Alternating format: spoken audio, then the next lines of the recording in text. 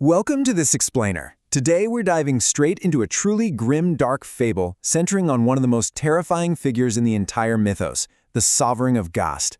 You probably know him better as the Grim Gnash. To really unpack his chilling philosophical mission, we're going to use a concept known as the Fichtean dialectic. Now, if you're not familiar, basically it's a framework that looks at what happens when a status quo, the way things are, violently collides with its exact absolute opposite, ultimately creating a completely new, terrifying reality. We're going to break down the physical, environmental, and metaphysical presence of this architect of negation to see exactly how he dismantles existence itself. So to kick off our fable, we first have to establish our Fichtean thesis, which is essentially just our current status quo. Think about our world for a second. The thesis, in this context, is our reality as it exists right now. This fragile, buzzing, chaotic world built almost entirely out of human vanities and comforting illusions. It's literally everything we believe gives our lives form, meaning, and structure, right? But this sets up a pretty unimaginable question. What actually remains of reality when a cosmic force shows up, not to conquer us or destroy us in a traditional way, but to systematically uncreate those very illusions? If you completely strip away all the noise and vanity of the human condition, what is the absolute baseline reality left behind? Well, this fragile human world of ours inevitably crashes into its antithesis, known as the spirit of gravity. If human illusion is light, airy, and full of form, the spirit of gravity is the exact crushing opposite. The Sovereign of Gast is basically a calcified manifestation of this spirit. He serves as this incredibly heavy, oppressive metaphysical anchor that just fundamentally rejects form. He isn't just opposing our world for the sake of it, his very existence is a heavy gravitational pull that absolutely demands the collapse of all established structures. Which brings us to an incredibly crucial point. Our subject here isn't just some random monster lurking in the dark. He is the literal embodiment of a concept called active nihilism. It helps to think of him as a metaphysical antibody. Consider how an antibody actually works in your immune system. It seeks out foreign agents and neutralizes them to protect the host. To the Sovereign of Gast, all of our human illusions and vanities, they are the disease. He is an active, purposeful immune response perfectly designed to uncreate the world by systematically stripping away those vanities until absolutely nothing but a stark, cold truth remains. And his physical form? It perfectly matches that terrifying philosophical purpose. The Grim Gnash is a member of this ancient species known as the Old Growth. He's a towering entity, drastically more gaunt and stretched out than any of the typical valley dwellers living below him. His form is entirely devoid of life's vibrancy. Literally, he is the color of ash and old bone. But the most striking detail? He's covered in this bizarre needle-like fur that acts as a physical trap for the mountain mist. Because of this, he is perpetually shrouded in his very own freezing fog. He literally carries the chilling weather of negation with him wherever he roams. The environment he calls home perfectly mirrors that cold, unforgiving nature. He dwells in a brutal, extreme climate known as the High Cold, way up atop the towering peaks of Mount Crumpet. Up there, entirely isolated from the fragile valley dwellers below, he claims a very specific, terrifying throne, the pulpit of the perished stars. Now, this isn't some grand, ornate castle, okay? It is literally a single, massive, jagged shard of black obsidian violently piercing the sky. From this bleak, freezing vantage point, completely wrapped in his icy fog, he just sits in absolute stillness. He observes the fragile illusions of the world below, patiently preparing for his active dismantling.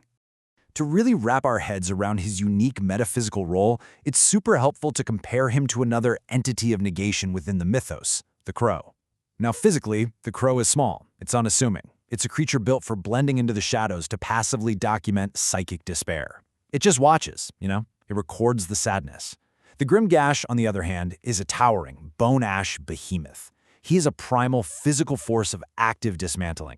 He absolutely doesn't just sit back and watch the despair unfold. His massive physical presence is the active force bringing about the actual physical uncreation of the world. We can also look at how he stacks up against Baron von Nixt. The Baron operates on a much more abstract level. He extracts and metabolizes narrative inertia, meaning he basically feeds off the moments when progress and stories just stall out and grind to a halt. The Baron feeds on stagnation, but the Sovereign of Gast, he brings a far more absolute rejection to the table. He doesn't just want to pause the story, he acts as a heavy metaphysical anchor for absolute nihilistic truth. While the bear installs the illusion, the Gnash actively seeks to crush the illusion entirely, dragging the whole shebang down into total nothingness. So, how exactly does this heavy antithesis overcome the fragile theses of our world? Well, he needed a tool. Retreating to that jagged obsidian shard at the very peak of the mountain, completely wrapped in his freezing fog, the sovereign endured a full decade of deep, solitary meditation. Just imagine that. 10 years of unbroken silence in the bitter, biting cold. And the result of those agonizing years? The successful forging of a philosophical construct known as the Great Truth. This newly created truth is the ultimate Fictinian synthesis, the exact weapon he intends to use to achieve his goal. And here we see the true architecture of negation in motion, revealing a terrifying, step-by-step, inevitable plan. The Great Truth isn't just a passive idea, it's an active weapon. Step 1. He must wield this philosophical construct. Step 2. He uses it to systematically strip away the noise of all established structures. We're talking every human vanity, every comforting illusion of meaning we desperately cling to. And finally, step 3. This culminates in the complete uncreation of the world. He fully intends to replace the vibrant, noisy reality we know and love with a stark, cold baseline. It is the most methodical, absolute dismantling of form imaginable. This dark, overarching mission draws a really chilling parallel to yet another figure in the mythos, the captain, specifically his inverted apotheosis. Now, normally, an apotheosis is an ascension, right? You're rising up to something divine and elevated, but an inverted apotheosis is a descent into pure, monstrous malice.